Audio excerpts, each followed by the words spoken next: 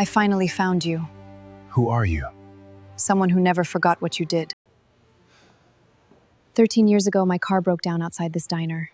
You fixed it for me, and you never asked for anything in return. Have we met before? You probably forgot that night. I never did. Your company didn't fail. What are you saying? Someone moved the money. Someone wanted you to lose everything. This was never an accident. I thought I was protecting my future. And you destroyed mine. You don't understand. He's coming after me, too. I was never the one in control. Everything is on that drive. Do you understand what you're doing? I should have done this years ago. The truth is finally here. Desmond Booker built a company worth billions, engineered technology that powered entire city grids, and married a woman whose family name opened every door in Charlotte's financial district. But none of it survived 3 weeks in February. When the accounts were frozen, Vivian Ashbourne packed her bags before the first assessor reached the bedroom floor. She told the press she could not stand beside a man who had destroyed his own future. That night, with nothing left in his wallet, Desmond drove until he recognized a flickering neon sign he hadn't seen in 13 years. And then a convoy of black vehicles pulled into the gravel lot, and the woman who stepped out already knew his name. Stay until the very end. The woman who stepped out of that car wasn't carrying pity. She was carrying evidence that could reverse everything. The penthouse on Tryon Street had always felt more like a display case than a home. And on the morning the bank representatives arrived, that feeling finally made sense. 2 men in gray suits stood at the entrance with an inventory checklist, politely but precisely cataloging every item that had been pledged against a personal guarantee. Desmond had signed 22 months earlier a document he had reviewed himself and believed was standard collateral language for a bridge loan that was supposed to close within 60 days. Vivian was already dressed when he came downstairs, her luggage stacked near the service elevator, in the kind of organized, unhurried arrangement that told him she had not packed in a panic, but had packed the night before. Maybe even the night before that. She did not raise her voice, did not slam anything, did not cry, and Desmond would later think that the absence of any of those things was the detail that cut deepest, because it confirmed the conclusion she had reached long before he had begun to suspect there was a conclusion being formed. She said the marriage could not continue, that he had concealed the true state of his finances, that his carelessness had placed the Ashbourne name in proximity to failure, in a way that years of careful reputation management could not easily repair. Desmond told her the reports were wrong, that North Star Grid Systems still held active contracts with 3 regional utility providers, that the revenue was real and the production margins were intact, and the cash that should have arrived from 3 completed milestones simply had not appeared in the accounts where it was supposed to be. Vivienne listened to all of it the way a person listens to a weather forecast for a city they have already left. She handed him the divorce filing before she stepped into the elevator, and she told him the penthouse had always been held inside an Ashbourne family trust, which meant his access to it ended with the marriage rather than after any court proceeding. The attorneys, she said, would handle everything else. Desmond stood at the floor-to-ceiling window and watched the bank representatives photographing his bookshelves, while he tried to reconstruct, for the 100th time, exactly how a company with viable technology and paying customers had arrived at this precise moment of collapse so quickly and so completely. The answer that kept surfacing was that it hadn't, that something had been done to it rather than something having gone wrong with it. But he had no evidence, only the engineer's instinct that systems do not fail this cleanly without being helped toward failure. By mid-morning, a camera crew had positioned itself outside the building entrance, and Vivian descended to the lobby with perfect composure, speaking directly to the microphones about the difficulty of discovering that someone you loved had been concealing financial recklessness, framing herself as a woman who had tried to support her husband's vision only to find the foundation had been built on misrepresentation. The story ran across 3 stations before noon, and by the time the last inventory sticker went onto the last piece of furniture, Desmond Booker had been publicly assigned sole responsibility for the destruction of a company he had co-founded, engineered, and spent 9 years of his life building from a single prototype in a rented warehouse on the east side of Charlotte. By 4 in the afternoon, he had been locked out of the North Star systems, his equity stake frozen as collateral in the contested loan proceedings. And every former colleague who had his number either did not pick up or sent a single-sentence text citing their attorney's advice. He sat in the parking structure beneath the building for nearly an hour, with his hands on the steering wheel of a 12-year-old pickup truck he had kept out of sentiment, the one vehicle that carried no lien because he had paid for it cash when he was 29 years old and still working as a staff engineer at a manufacturing firm. Before there was a North Star, before there was a Vivienne, before there was any version of his life that appeared in the business pages of any publication. He had exactly $47 in his wallet, a duffel bag of clothes in the cab, and the kind of stillness in his chest that comes not from peace but from the complete absence of a next move. He drove north on Interstate 85 without a destination, and somewhere past the outer ring of the city, in the stretch where the commercial signage thins out and the road runs beside the older parts of town that development has circled but not yet swallowed, he saw it. The blue oval sign with the bird silhouette, the Bluebird Diner, its neon sputtering in the early dark, the same way it had sputtered every evening, for as long as he could remember, unchanged in all the years since he had last sat inside it. Walter Dean had owned the Bluebird for 31 years, and he had long ago stopped trying to update its appearance because the people who came to him came specifically because it did not look updated. The counter was the same pale wood worn smooth at every stool position. The jukebox in the corner still accepted quarters and still played the same rotation of soul records that Walter had loaded into it sometime in the mid-90s, and the fluorescent tube above the kitchen pass-through still flickered 3 times before steadying every time the grill fired up. Desmond took the stool at the far end of the counter, the one positioned slightly apart from the others near the wall, and he ordered the cheapest thing on the laminated menu, which was a bowl of vegetable soup and a piece of cornbread. And he sat with it, without really eating, turning the spoon in the bowl and watching the steam rise and thinking about nothing in particular, because thinking in particular had stopped producing anything useful. Walter came down to his end of the counter after a few minutes, refilled his water without being asked, and did not mention the news, did not ask about the company, did not do anything except stand there, in the way that people who have run diners for 3 decades learn to stand when someone needs the quiet company of being seen without being addressed. It was in that quiet that the memories came back, not the curated ones he had offered in interviews, when journalists asked about his beginnings, but the actual texture of those years, the specific cold of a November night when he used to eat here after a double shift, the way the soup had tasted like something a person could reasonably rebuild from. The booths full of workers from the textile plant down the road who came in at 6 in the morning before their shift and at midnight after it. He had been 29 when he first became a regular here, newly arrived in Charlotte with an engineering degree, a notebook full of early grid management concepts, and not much else, eating cheap because cheap was what the budget allowed, and leaving generous tips anyway, because it was a principle he had decided on early and held to, regardless of the balance in his account. It was here that he had first encountered a 23-year-old woman named Laurel Hayes, who worked the evening shift and the morning shift, and sometimes both on the same day, who carried every order in her head without writing it down and always got the details right, and who he had once seen sitting on the curb behind the diner at 11 at night with her face in her hands, crying in the specific exhausted way of someone who has been holding everything together so tightly for so long that the smallest additional weight has finally cracked the structure.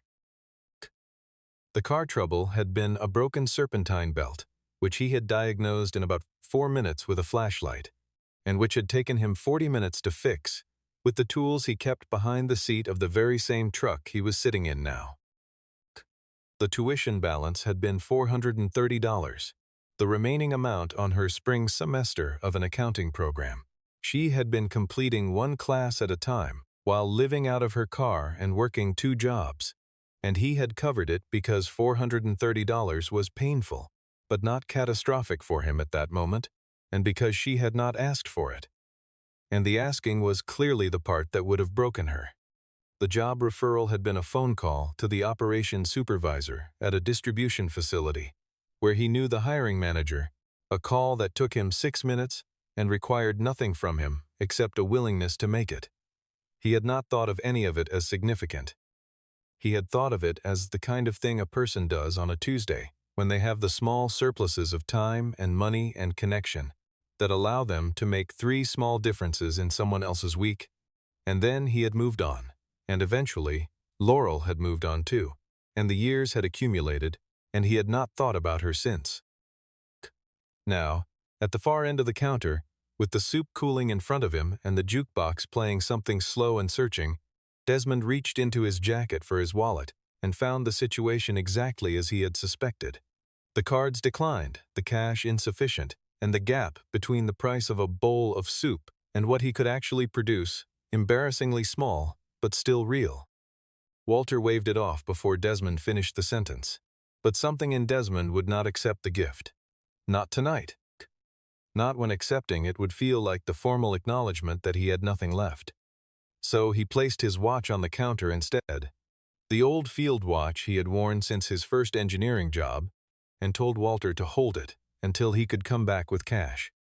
Walter looked at it for a long moment, and then looked at Desmond, and then picked up the watch and set it on the shelf behind the register without saying anything. The bell above the door jangled, which it always did, but the sound of the vehicles parking outside was different from the usual pattern, more deliberate, more vehicles, the specific sound of a coordinated arrival. 3 black SUVs had pulled into the gravel lot, and a woman in a dark charcoal suit was stepping out of the middle one, and she paused at the entrance to the diner and looked directly at the far end of the counter before she was through the door, as if she already knew exactly where he would be sitting. Desmond did not recognize her at first. The woman who walked toward him was composed in the way that senior executives are composed, carrying herself with the low-key certainty of someone who has been in high-stakes rooms long enough that they no longer feel the need to signal their importance upon entering one. She was followed at a respectful distance by a second woman, taller, in a tailored gray blazer, carrying a leather document case, and the 2 of them moved through the diner as if they had arrived early for a meeting, rather than walked uninvited into a roadside counter. It was the small, specific detail that broke through. She pointed at the stool 2 seats down, the one where the vinyl had a particular diagonal tier repaired with electrical tape, and she said, "The belt on that one used to squeak when you spun it." Desmond went still. Laurel Hayes sat down on the repaired stool and placed both hands flat on the counter, in a gesture that was almost identical to something he now remembered from 13 years ago, a habit of stillness before speaking that she apparently had not lost. And she told him her name, though by then he had already begun assembling it from the details accumulating around him. She did not begin with gratitude. She did not recite what he had done for her as a preamble to whatever came next. She looked at him directly and asked a single question. Did he know who had just purchased the debt instrument that had been used to trigger the default on his personal guarantee and collapse his position in Northstar Grid Systems? He did not.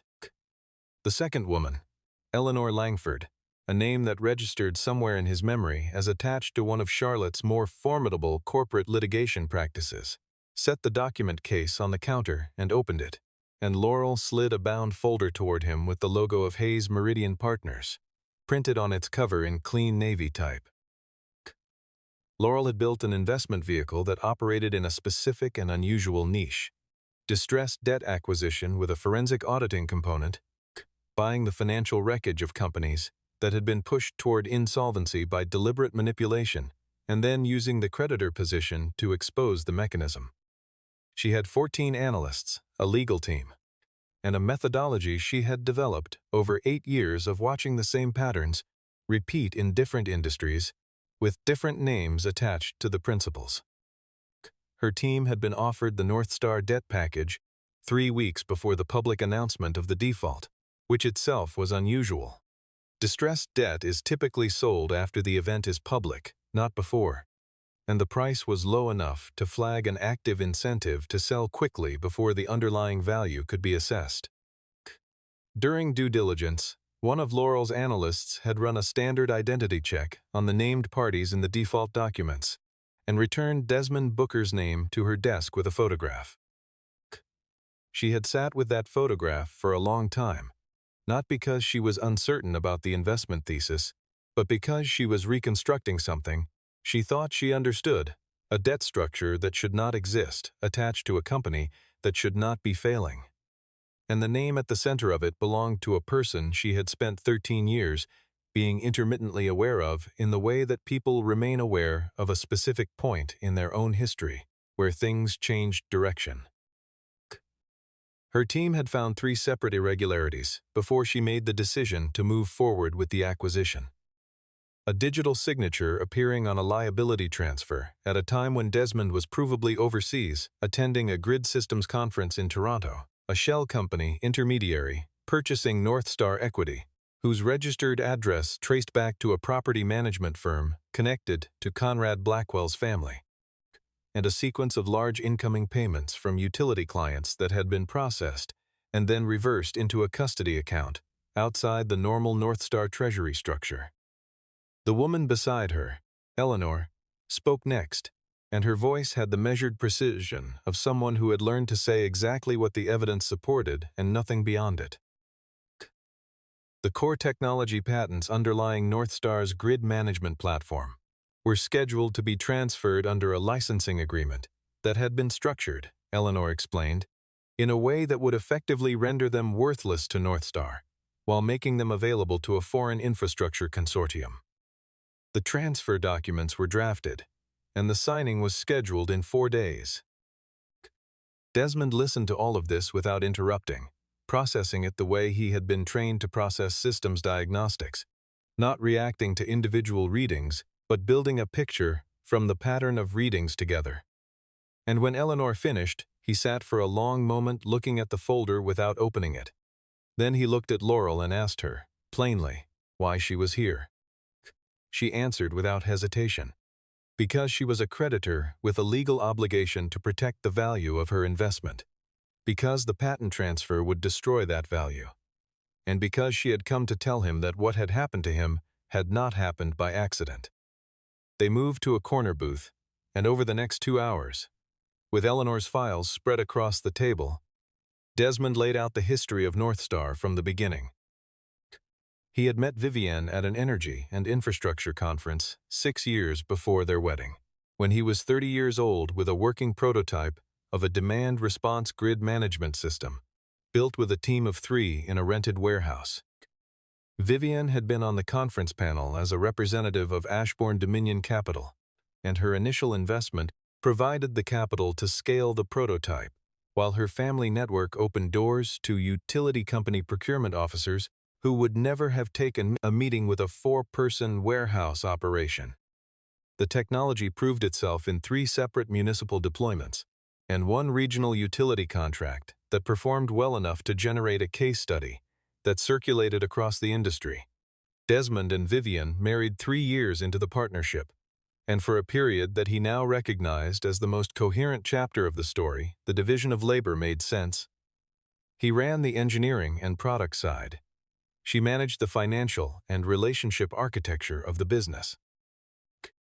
But as North Star's valuation climbed past the point where it became a serious asset rather than a promising startup, things shifted in ways that he had attributed at the time to the natural evolution of a maturing company. Vivienne began attending board meetings without him, citing the principle that technical founders should focus on the work rather than the governance. Conrad Blackwell joined the board on her recommendation, introduced as a senior figure in regional infrastructure finance, with decades of experience structuring large capital transactions. Desmond received summary reports of board decisions rather than the underlying documents. When he raised this, Vivienne told him that the board had agreed. It was important to protect the creative focus of the founding engineer from the distraction of financial administration. a position that sounded reasonable and had the effect, he now understood, of systematically removing him from visibility into the company's actual financial structure. Laurel listened to all of this and then pointed to a page in Eleanor's file that showed the date Conrad Blackwell had been introduced to the North Star board. It was 9 months before the debt instrument that had triggered Desmond's default had been created. The marriage itself, Laurel said carefully, may have functioned for a time as exactly what it appeared to be, a partnership between two people with complementary strengths. She did not tell him that Vivienne had never felt anything real. But she had reviewed a clause in the prenuptial agreement, and she slid the relevant section across the table. If Desmond were determined by a court or a creditor committee to have caused material financial harm to North Star Grid Systems through negligence or willful misconduct, the remainder of his equity stake would transfer automatically into the Ashbourne family trust. That clause had been included, Eleanor noted, in the original agreement. Before the company had achieved any significant value, before the debt instruments had been created, and before Conrad Blackwell had joined the board. Desmond read it twice. He had signed this document. He had read it and signed it, and never returned to it because it had seemed, at the time, like boilerplate language that no reasonable outcome would ever activate. He set the page down and looked at the window of the diner where the neon sign's reflection rippled in the gravel lot, and he understood for the first time the full shape of what had been built around him over years while he was focused, as instructed, on the work. The first North Star manufacturing facility was located in a low industrial corridor southeast of the city, a converted textile plant that Desmond had overseen the renovation of 8 years earlier, and which still bore on the lintel above the main entrance a small plaque with his name and the founding date that the company had not gotten around to removing in the 2 weeks since his departure. Hayes Meridian held a creditor's right of access under the debt structure it had purchased, and Eleanor had filed the relevant notice that morning, which meant that when Desmond and Laurel arrived at the facility the following afternoon, there was legal standing for their presence, even if the reception was cold. The workers on the floor recognized Desmond immediately, and the looks he received were the specific uncomfortable mixture that belongs to people who have been told a version of events and are now standing in front of a contradiction to it. They did not hate him, but they had been given a narrative that made him the reason they had spent 2 weeks uncertain about whether the plant would remain open, and that narrative was not easily set aside by a single unexpected appearance. He walked through the floor anyway, greeting the people he knew by name, because he understood that his presence was its own kind of statement, and that turning away from it would confirm the version of the story that had been constructed in his absence. Calvin Rhodes found them near the server room at the back of the facility. He was 44 years old and had been Desmond's closest professional ally through the first 5 years of North Star's operation, the person who translated engineering specifications into production reality, who had been in the room for every major deployment and every critical quality decision the company had made. He had also been one of the 7 board members who had voted to remove Desmond from his operational role 6 weeks before the collapse was announced. He looked like a man who had been carrying something heavy for long enough that he had forgotten what it was like not to be carrying it. He told them, without being asked, that Conrad Blackwell had convened the board members individually before the vote and told each of them that the facility's operating license was contingent on demonstrating governance independence from the founder. Language that Calvin had not understood as a threat at the time, and had subsequently understood as nothing but. He had voted to protect the jobs of 240 people on that floor, and he had told himself it was the right calculation, and he had been telling himself that every day since, and finding it slightly less convincing each time. He had kept a copy of the production data. It was stored on an offline backup drive that he had removed from the server room the day after the board vote and taken home and placed in a fireproof box in his garage, not because he had fully understood what he was preserving, but because something in him had refused to let the record disappear entirely. The data showed production output, client delivery confirmations, and receivables generated over the previous 18 months. A picture of a company that was operating profitably and meeting its contractual obligations. Alongside the production data was a separate file he had copied almost by accident, the transaction log for the treasury account, which showed a series of large incoming transfers from utility clients that had been received in the standard operating account, and then, within 24 to 48 hours, moved to a secondary account bearing the Northstar name, but with different routing credentials. Credentials that Eleanor, looking at the records on Calvin's laptop in the server room, confirmed resolved to a custody account administered by a subsidiary of Ashbourne Dominion Capital. While Eleanor documented the files and Laurel directed the export to an encrypted drive, the network monitoring screen on the wall of the server room began showing unusual activity. Remote access commands initiating a secure erase protocol across the primary server cluster, working through the file structure in the methodical pattern of a scripted deletion rather than a manual one. Calvin reached the main network switch and pulled the connection before the protocol had reached the backup partitions, plunging the floor into temporary silence as every machine on the network lost its connection simultaneously. They recovered the data intact, and within it, buried in an archived email folder that the deletion script had not yet reached, was a message from Vivian to an intermediary, written 8 months before the collapse, containing a single sentence that required no interpretation. Let him hit bottom first. Once he's there, he'll sign anything we put in front of him. The call came the following morning. Vivian's personal number, which Desmond had not removed from his phone. She asked him to come to the penthouse. She was still managing the property transfer and had legitimate access through the trust. And she delivered the invitation in a tone that carried none of the press conference composure she had used in public. Something quieter and more uncertain underneath it, which he recognized as the sound of a person who has just realized that the situation has developed beyond the parameters of their original plan. He went because he wanted to hear what she would say when there was no audience and no camera and no carefully prepared statement between them. The apartment looked different without his things in it, the space more formally arranged, as if it had reverted to being a financial instrument rather than a place where someone lived.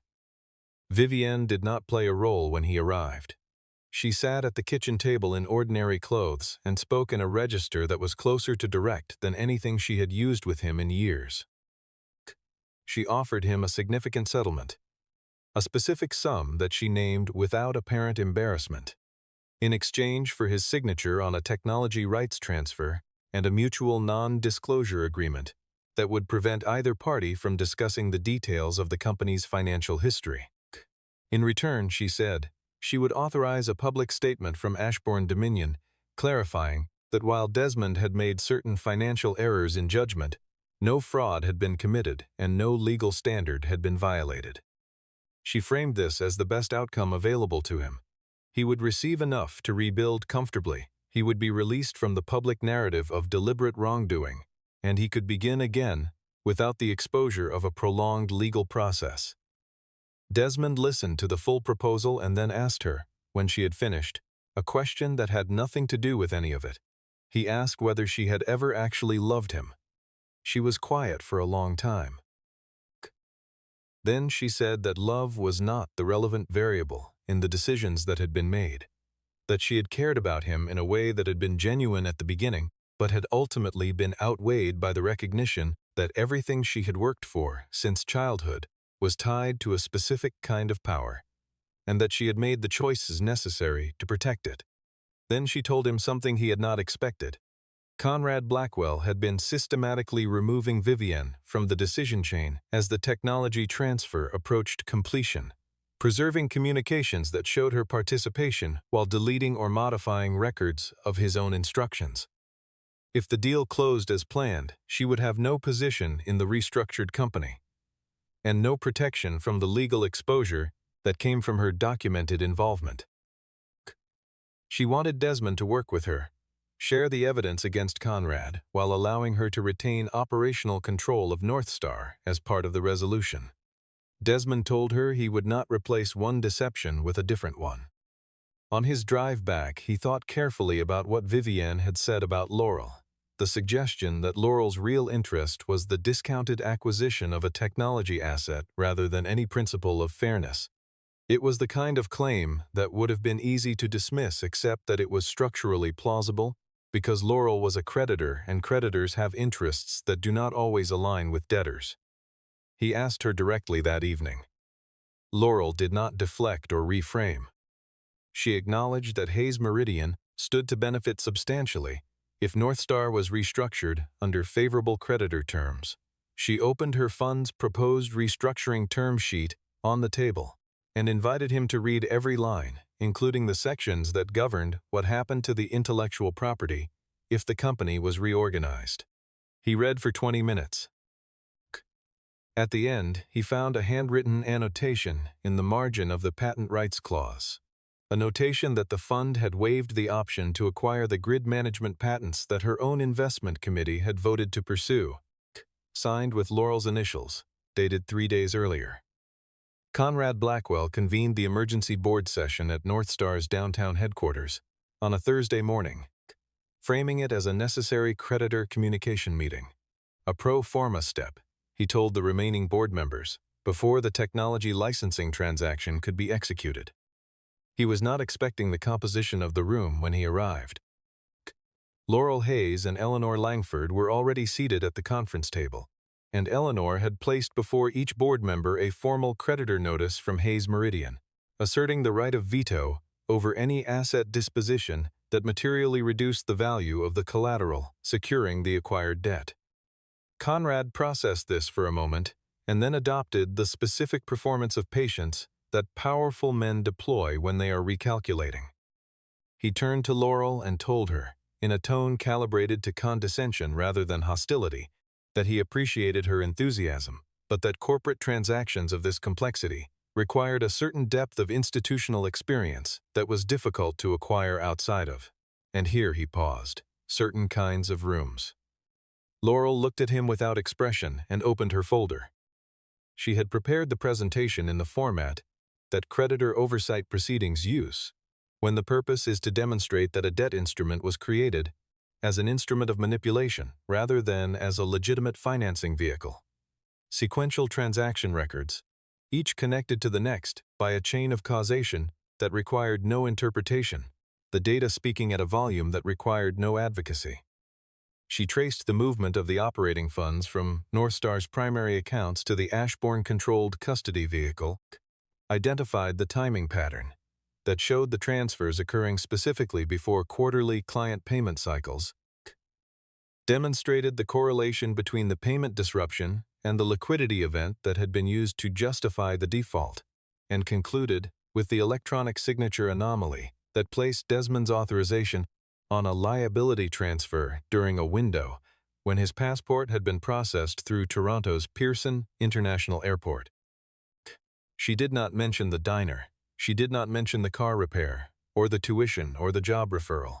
She had not traveled back through 13 years of her own history in order to stand in this room and ask for anyone's sympathy. She had come because she understood how to read a transaction record, and she had read this one, and what she had found in it was the kind of deliberate architecture that requires dismantling. Desmond presented the production data. He played the email, the single sentence about letting him hit bottom. Several board members shifted in their chairs in the way people shift when a story they have accepted encounters something that cannot be integrated into it. Conrad produced a counter-exhibit, a partial recording of what he claimed was a Northstar board call, in which Desmond could be heard approving a series of fund transfers. Eleanor addressed it before Desmond had to. She established the recording's truncation point, presented the metadata showing it had been extracted from a longer session, and re-exported with the surrounding context removed, and then presented the digital forensics, showing that the signature files used on the liability transfer had been produced by copying an existing authenticated signature rather than by Desmond's device at the time of execution. Calvin walked in at that moment, and he sat down without being invited, and he told the board plainly, and without ornamentation that the transfer instructions had come from Conrad Blackwell's office. That he had been present in 2 conversations where the mechanism was discussed, and that he was prepared to say so under oath. Conrad turned to Vivian across the table, and in the silence between them, something that had been a partnership completed its decomposition. He told her she had a choice to make, framing it as a choice between aligning with him or accepting that both of them would lose everything. She looked at him for a long moment, and then she reached into the bag beside her chair and placed a small external storage device on the table. The room went quiet. Vivian set the device on the table with the careful deliberateness of someone who has rehearsed the gesture, because the decision behind it had cost enough that the execution needed to be correct. The drive contained, Eleanor confirmed after examining the contents, a complete archive of communications between Vivian and Conrad Blackwell, spanning 4 years, including planning documents for the North Star debt structure, instructions for the custody account transfers, and a detailed strategy memorandum in which Conrad outlined his intention to use the technology transfer to position himself as the controlling interest in a foreign infrastructure consortium that would, once the patents were transferred, render North Star's existing product line non-competitive with its own licensed technology. The same documents confirmed what Desmond had already partially reconstructed, that Vivian had participated actively in the plan to use the divorce proceedings to capture the remaining equity under the prenuptial clause, and that she had understood this was the purpose of that clause when she had proposed its inclusion in the original agreement. Eleanor advised Desmond quietly, before the board voted on anything, that Vivian's production of the drive did not constitute exoneration and would not insulate her from the legal consequences of what the drive contained. He had not been asked whether he wished to shield her from those consequences, but he answered the question anyway, telling Eleanor that he wanted whatever Vivian said on record to be recorded accurately and completely, and that he was not interested in altering the factual account in either direction. The board voted unanimously to suspend both Conrad Blackwell and Vivian Ashbourne from their respective roles, pending the outcome of regulatory review. The technology transfer was formally halted. The external storage device was transferred to Eleanor's custody for production to the relevant oversight authorities. Conrad said nothing after the vote. He gathered his papers and left the room without looking at Desmond, which was its own kind of concession, the acknowledgement in absence of words that there was nothing left to negotiate. In the following days, Laurel's restructuring team worked with the remaining North Star leadership to develop an operational stabilization plan. It preserved the manufacturing facility, protected the employment of the workers on the floor, established an independent auditing function that reported directly to creditors rather than to the board, and, in its intellectual property provisions, restored full ownership of the grid management patents to Desmond Booker, the original inventor. The board asked Desmond if he would return as chief executive. He declined without deliberating. He had sat in that chair, and it had been a good chair for a time, but it had also been the chair in which he had allowed himself to be systematically removed from the decisions that governed his own invention. And he did not think returning to it would produce a different outcome because the chair had not been the problem. He told them he had a different idea, and then he went to find Laurel. He asked her, directly, what she expected in return. It was the same clean directness that had characterized every exchange between them since the diner, the refusal on both sides to communicate through inference when a direct question was available. Laurel said she expected the same terms she offered any founder: a fair equity arrangement, transparent reporting obligations, and a board seat held by Hayes Meridian that carried voting rights proportional to the investment but no veto over technical decisions. She had structured her participation this way specifically, she explained, because she had built her entire investment methodology around the principle that a company's operational value lives in the person who understands its technology, and that any structure that reduces that person's autonomy over the technical direction ultimately reduces the investment's value. A principle she had arrived at from watching what happened to companies where someone had tried to do the opposite. She also said something else, and she said it without a change in her tone, or any signal that it was different in kind from the structural terms that had preceded it. She said that what he had done 13 years ago had not purchased her loyalty. It was not a transaction, and it had never been one. What it had done was give her enough stability, at a specific moment, to complete a program she was already enrolled in, and to take a job she was already qualified for, and that the changes in her life since then were the result of decisions she had made and work she had done. She did not want him to feel indebted to her for the same reason she had not felt indebted to him. Because debt, she said, is what people create when they want to maintain power over each other. And what he had offered her in that parking lot was the opposite. It was help with no leverage attached. She wanted to offer him the same thing now. Desmond agreed to the terms. The entity they formed together, Booker Meridian Energy, was designed from the beginning around a specific market segment that neither North Star nor any of its competitors had addressed with real commitment. Modular grid management systems scaled and priced for small commercial operators and residential communities in areas where infrastructure investment had historically not followed population. Milk. The technology was a direct derivative of what Desmond had been developing when he was still a staff engineer eating soup at the Bluebird counter, a version of the original vision that had been gradually repositioned during the North Star years toward larger and more profitable municipal clients. Calvin Rhodes was offered a role in the new company, not as an act of forgiveness. Desmond was careful to say that the word did not quite fit what had happened between them, but as an acknowledgement that Calvin's decision had been made under real duress, and that there was practical value in having someone on the operations team who understood the cost of staying silent when speaking was required. Part of Calvin's role was to build the internal reporting structure for employees who needed to raise concerns about financial or governance issues without fear of losing their positions. A portion of the company's founding structure included a worker assistance fund, capitalized at launch with a percentage of the initial investment, available to any employee facing a sudden financial crisis, medical, legal, housing, on the condition of no repayment requirement.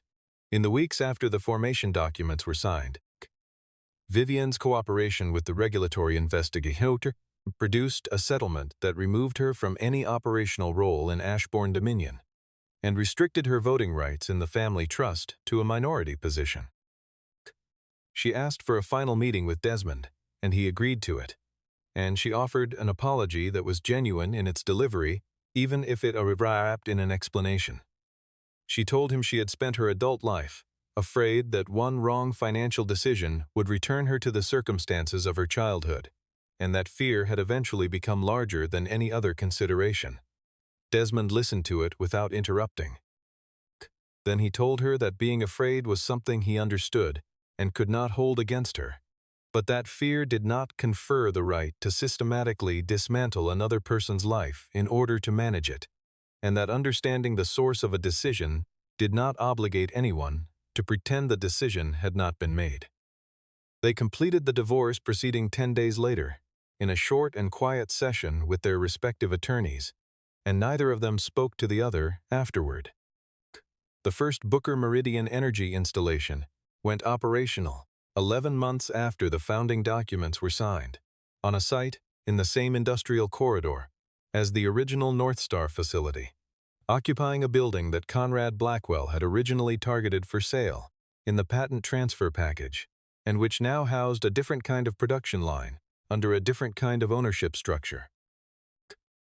Desmond lived in a house in the east side of Charlotte, a practical and unspectacular house 3 miles from the manufacturing floor, and he spent his mornings on the production line with the engineering team rather than in planning sessions with financial advisors, because he had made a deliberate decision about the kind of distance he was and was not willing to put between himself and the work that was actually happening. Laurel served as board chair and came to Charlotte once a month for operational reviews, and the relationship between them was built along the same lines as the company itself. With patience, with transparency, with a shared understanding that the most durable structures are the ones that take their time becoming what they are.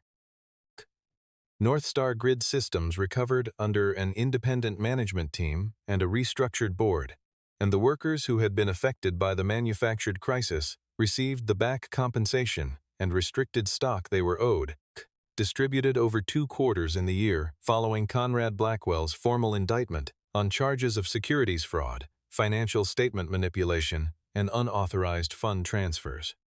Conrad's trial date was set for the following spring. Vivian was listed as a cooperating witness.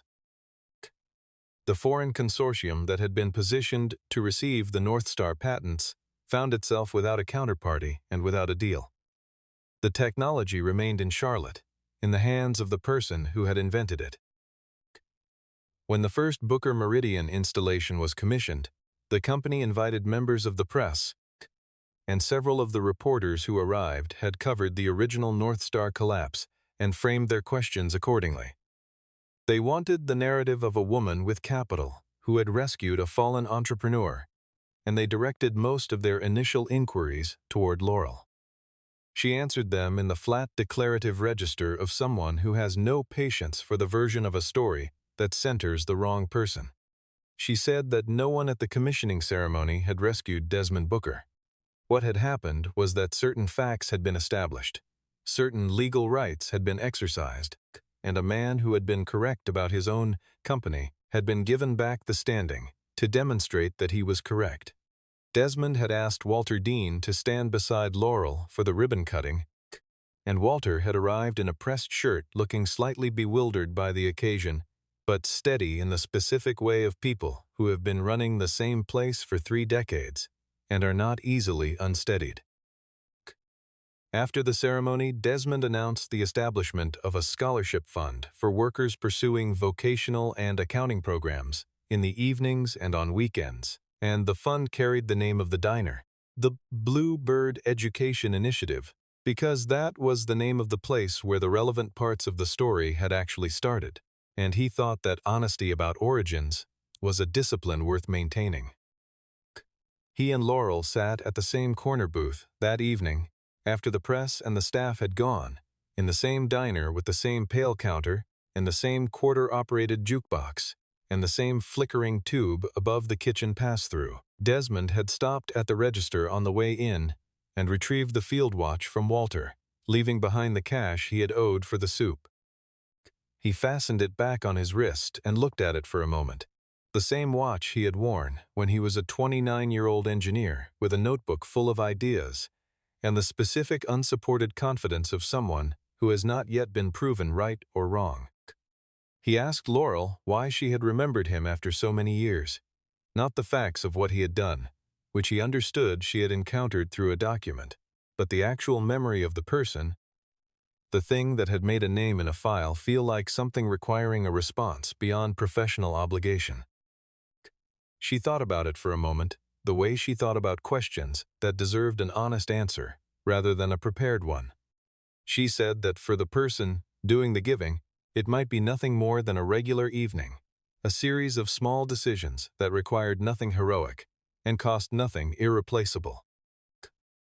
But for the person on the other side of those decisions, the one who is sitting on a curb at 11 at night, wondering whether the whole construction of the future they have been building in their head is simply not going to survive contact with the actual conditions of their actual life. That evening might be the one where everything tips a different direction, and you carry the memory of it not as debt, but as proof that the direction was possible. Desmond looked out through the diner's front window at the gravel lot, at the neon sign, throwing its bluebird shape against the dark. He did not have the penthouse or the cars or the marriage that had once made strangers in elevators recognize his name with a certain specific admiration. What he had was the name on a set of patents that had not been sold, a company whose founding documents said clearly who owned what and why, and the unambiguous knowledge of who had been in the building when it mattered. He had thought, on the night Vivienne left, that he had lost everything that gave his life its shape. He understood now that what had actually happened was simpler and less catastrophic than that. Everything that had been borrowed had simply been returned to its owners, and when the borrowing was complete, The only things remaining in the room were the things that had always been his. The convoy of black vehicles that had pulled into this same gravel lot on the worst night of his life had not brought him rescue. It had brought him back to the version of himself that existed before the penthouse and the press coverage and the marriage into old money and all the accumulated weight of a life built for display rather than for use. He had started here with nothing but a notebook and a principle about leaving a good tip regardless of the balance in his pocket. And that, it turned out, had been more than enough to matter to someone who had never forgotten it and who had walked back through that door 13 years later carrying the one thing he actually needed, which was the truth.